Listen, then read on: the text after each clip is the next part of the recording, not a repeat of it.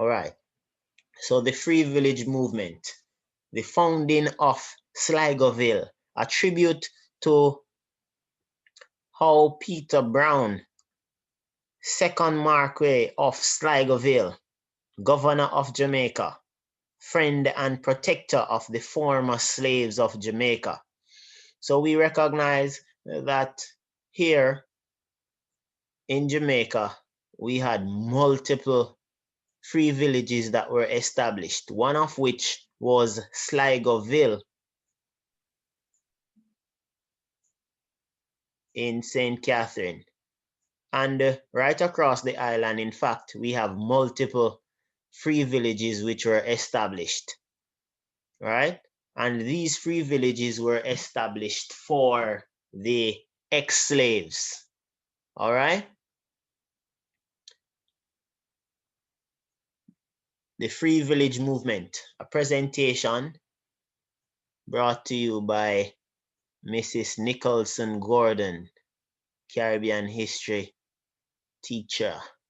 The objectives of this lesson is, of course, to define the term free village, explain at least 3 reasons for the establishment of free villages in the Caribbean, state at least 2 things the ex-slaves hoped to achieve by establishing free villages in the Caribbean, state the conditions which facilitated the growth of free village movement in the Caribbean by the end of the 19th century, state the conditions which hindered the development of a Caribbean peasantry or peasant population up until the 19th century, assess the impact of free villages on labor problems in the Caribbean by the end of the 19th century, and of course, stay focused and readily participate in the lesson activities. So we want this to be an interactive session. Now, all of these objectives are aligned with the syllabus, right? So we are looking at theme 6, adjustments, rather theme 5, adjustments to the problems of emancipation, or adjustments to emancipations. The definition for free village, the term free village is used to describe the communities set up by freedmen and women after emancipation. These communities were set up in different areas, on old abandoned estates, on unused crown lands, and in the mountainous interior in various territories.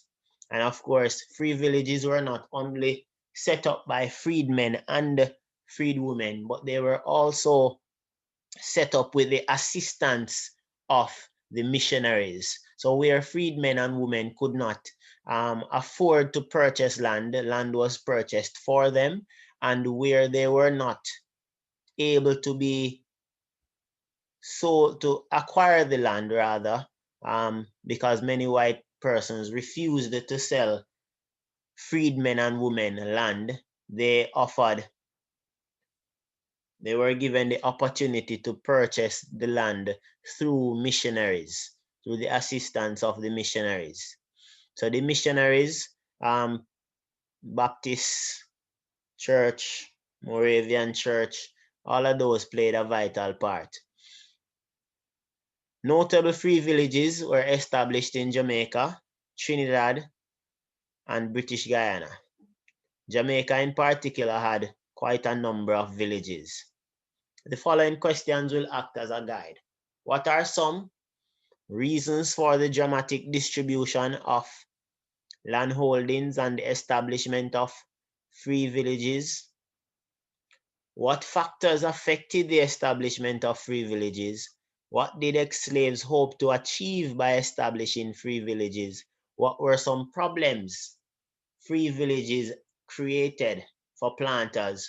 Why did nonconformist missionaries assist the ex-slaves to establish themselves in free villages?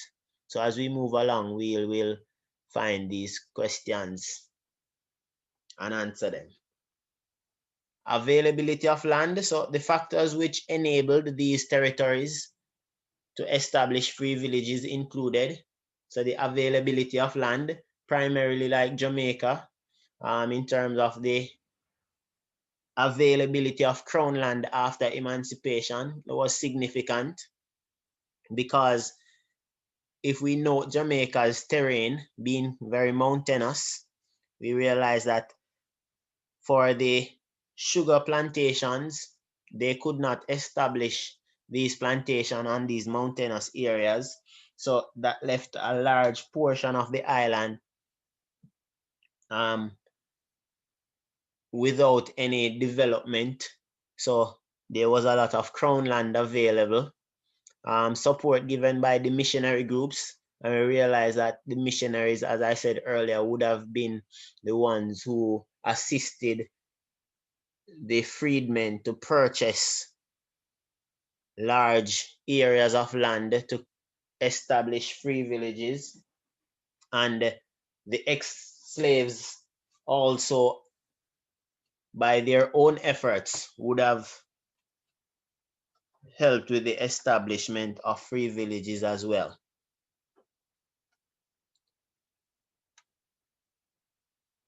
All right, so let's look at the first point, the availability of land. Now, the availability of land in some colonies, land that was not suitable for sugar cultivation was available for sale. The hilly colonies of Jamaica, St. Lucia, and Grenada are perfect examples. 2, in a number of territories, land also became available after the 1850s. A number of planters responded to the challenges of emancipation by closing down their estates and returning to England. Some of these abandoned estates were later sold in small plots to pay for debts. So we realize that after emancipation, because of the movement of the ex-slaves away from the plantation, then planters had to abandon their estates.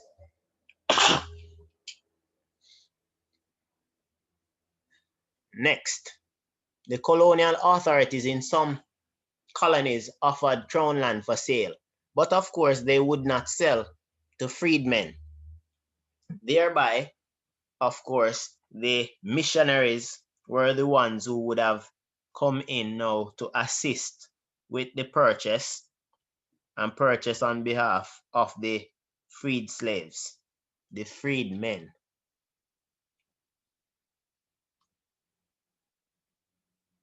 Support given by the missionaries, and here we see the denominations which played a significant part in the assistance.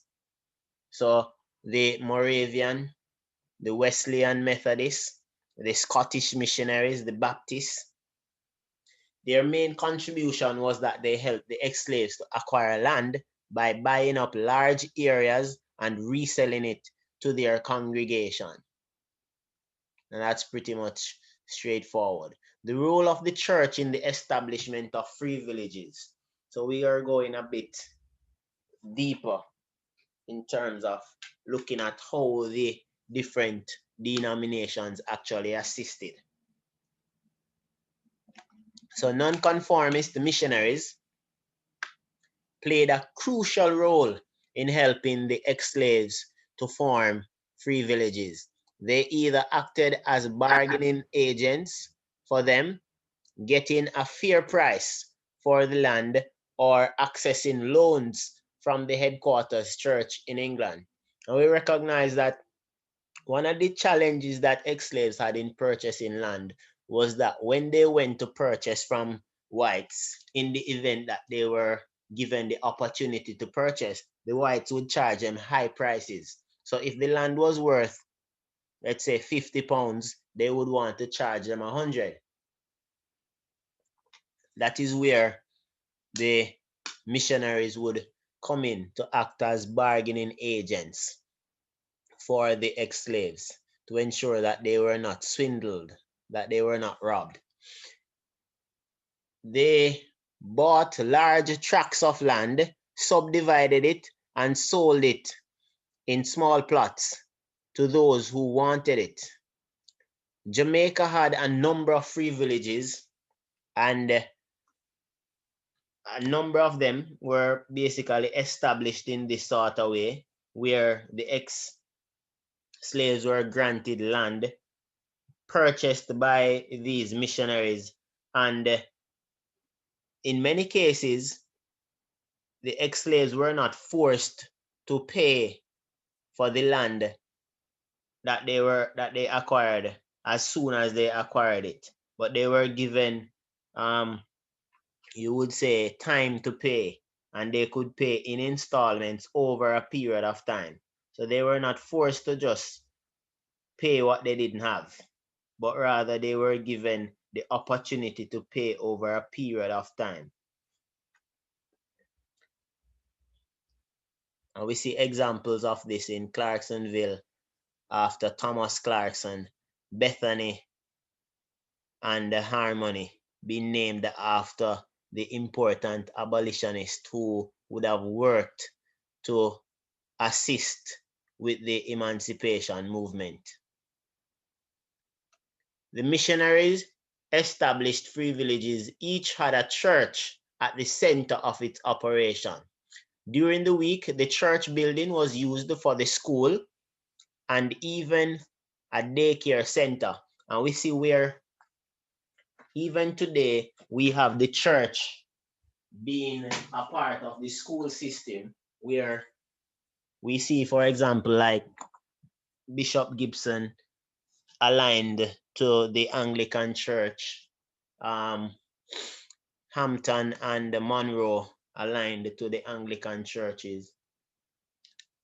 So we realize that the church, in terms of education, that they were very integral in the development of Jamaica's education system. The efforts made by the ex-slaves themselves. So the freed people wanted to be truly free. They wanted to leave the estates and make a life for themselves. A man does not feel free until he is turning his own key, which is right. During apprenticeship, so during the apprenticeship system, some apprentices were unable to work for wages, but they saved.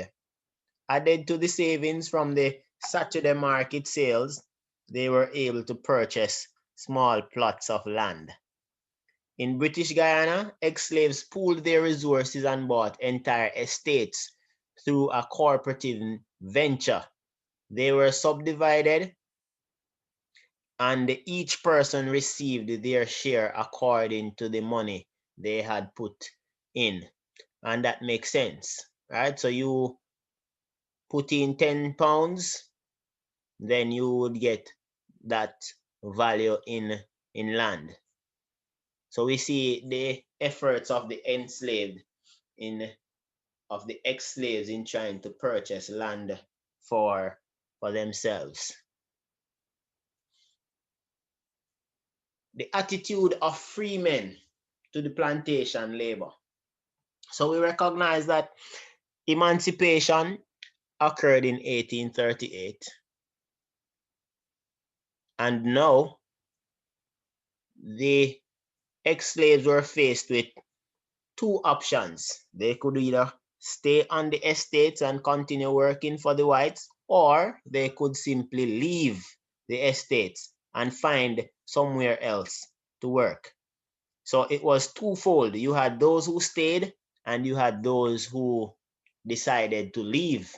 In Jamaica, where anti-plantation sentiment was the strongest due to the planters' strong racist culture within society, the free village movement was the strongest.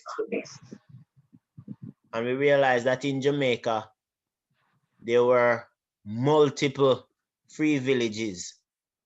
Jamaica had the most free villages in the Caribbean area. They opposed the freemen's acquisition of land by attempting to stop the sale of crown land. That is for That's what the planters did. So how did they try to stop this acquisition? Of course, by refusing to sell the enslaves directly and indirectly if they were being assisted by the missionaries, and also by hiking up the prices of crown land where possible. Right? So those were two of the ways that they tried to ensure that land was not purchased by the enslaved. What were free villages? Simple: settlements established to take in homeless immigrants. And of course, once you left the estate after emancipation, it pretty much meant that you were homeless because you had no home outside of that which existed on the plantation. But your decision to leave the plantation now meant that you were now homeless. The settlements that were formed independent of the estates. So we realize now that you had those ex-slaves who remained on the plantations, and then those of the ex-slave population who left and formed villages, whether it was that they purchased the land, or whether it is that they were simply squatting on the land, right? And we realized that a number of communities right across Jamaica, they were originally squatter settlements because the land actually belonged to the crown, to the British crown. However, because of the terrain which existed in Jamaica, it was difficult for the soldiers to really go and ensure that these villages did not develop, because they, as we said earlier, they went up into the mountains interior, way in the interior, and developed these settlements. Shelters set up by planters. We found that villages were encouraged near plantations, right? Because of course the planters wanted laborers. So even though the ex-slaves decided to leave the plantation, they still decided that, hey, we want work. And the only place that we can get work is on the plantation. So we are going to live close to the plantation. The planters encouraged this because they wanted the laborers. So villages were encouraged. Village setup was encouraged by the planters in some instances. Here we see a picture taken from our Lest You Forget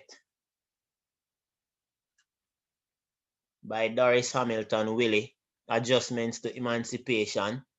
And we see the 16 recorded free villages across Jamaica. And if we note that most of these villages, they were established in areas that are pretty much hilly and established away from plantations, and in some instances close to plantation areas, right? So if we look in St. Anne, in Trelawney, in St. James, we see the bulk of our free villages in this area where our plantations developed. If we notice that there are no free villages established in St. Elizabeth, because in St. Elizabeth we know we have the Maroon community of a compound, right? So it wouldn't be too prudent to really go and establish free villages there, because most of the ex-slaves who would have left this area basically continued to inhabit, and St. Elizabeth only really have one sugar estate, Appleton. So those are the examples of sugar estates in St. Elizabeth, and of course the multiple free villages right across the island. Now it's time for you to give me some feedback. Fill in the blanks. Any volunteer, fill in the blanks.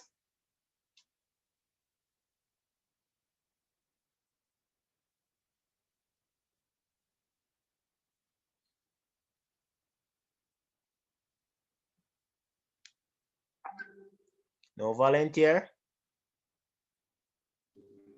Sir, a British Caribbean. I see 3 blanks, don't it?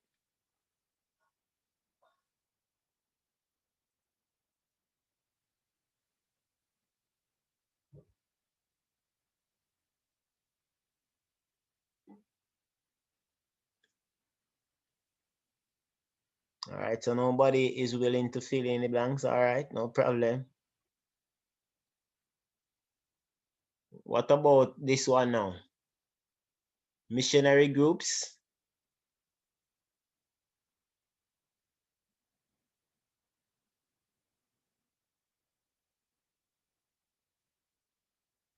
Anybody?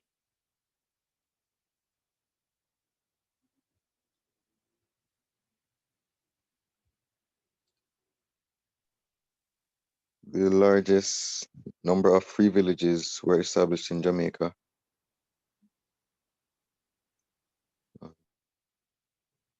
Continue.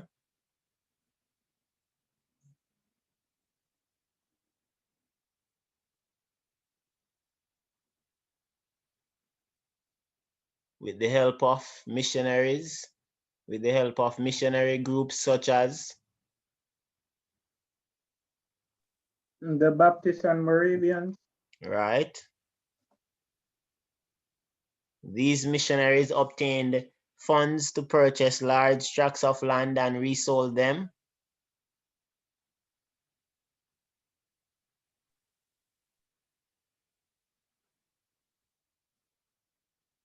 Resold them what? Cheaper. Sir, cheaply or cheaper? Cheap, after dividing them into Smaller plots. smaller plots. All right, so let's go back now to the first one. All right, so British.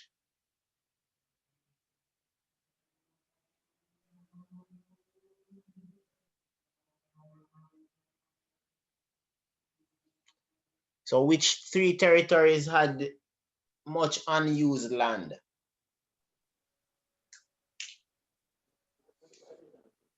Sir, Jamaica, Trinidad, and Guyana. All right. So Jamaica, Trinidad, and Guyana had much unused land, unlike Antigua, Barbados, and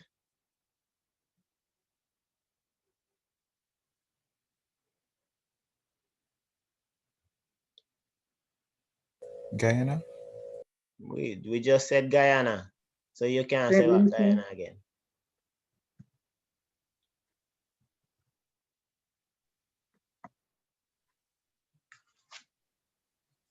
Come There's St. on. Lucia. Say that again.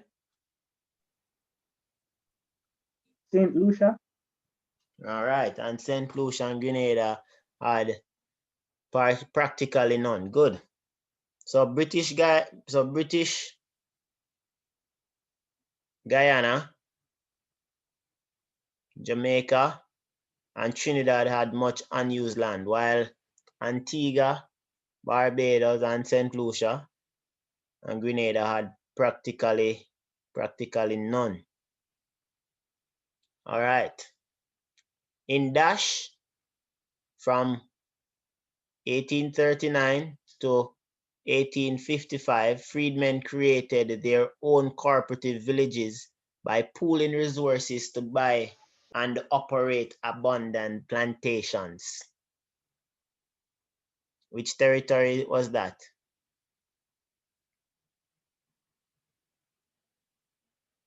Which territory did that happen in?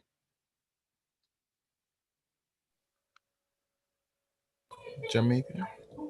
No, not in Jamaica.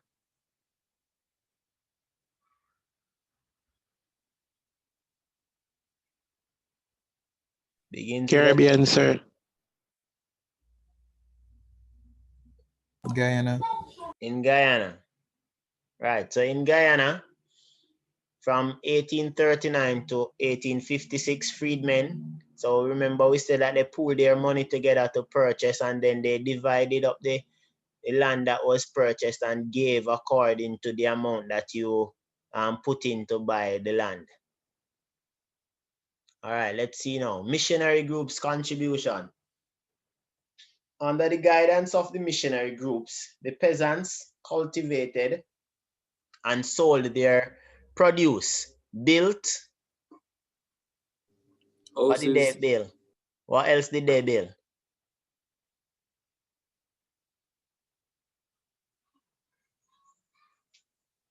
So they build houses. What else did they build?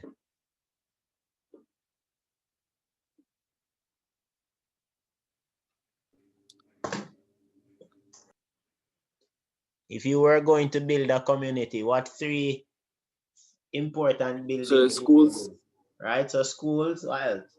and churches. Church. Houses and churches. Right. But you realize that in the presentation, it mentioned that the church was used as a school. So instead of having the S as school, what else could it be?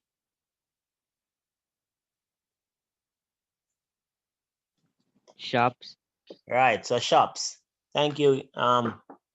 Is that Gabriel? Yes, sir. All right. So examples of free villages in Jamaica include Surgetown, Brownstone, Bethel. is Bethany. And the T is Bethel. for? Bethany or Bethel. The T is for? No. Tivoli Gardens. Better you go your bed. Tivoli Gardens. Where did someone say? T is for?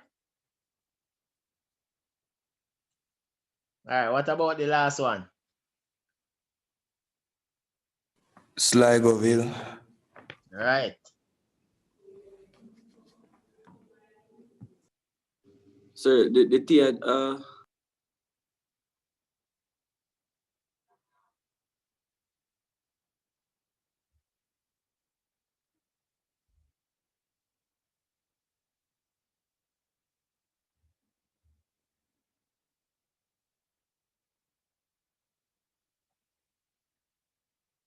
So the B is for what?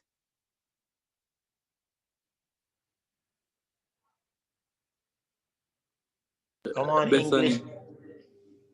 No, no, not Bethany.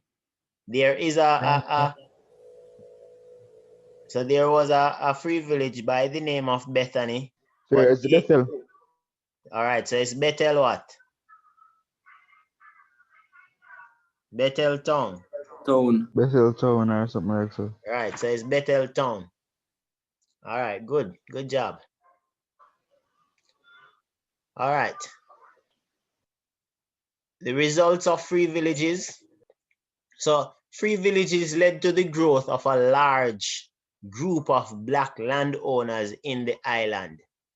And by 1900, there were over 133,000 landowners, Black landowners in Jamaica. Now, let us put this in perspective. Now, at the time of emancipation, 99% of the land in Jamaica was owned by at least 10 white families.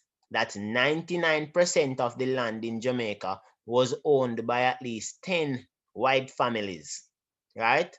Now, for over 133,000 Blacks to now become a part of that ratio by 1900, that was significant for Jamaica. 2, led by diversification of the economy, no longer a dependence on monocrop production.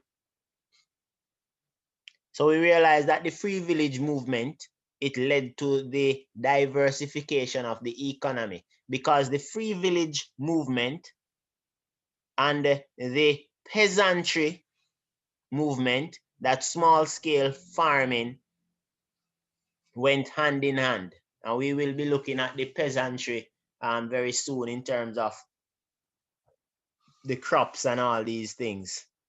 It opened up areas of employment for slaves. It led to an improved standard of living for the ex-slaves, and it also laid the foundation for the establishment of schools, churches, and markets. So we realize that the free village movement was very impactful in our island, Jamaica, and also the rest of the Caribbean. Now, your task. Using a T-chart, briefly summarize, list the conditions which facilitated and hindered the growth of the free village movement in the Caribbean by the end of the 19th century. So you should have at least 3 points.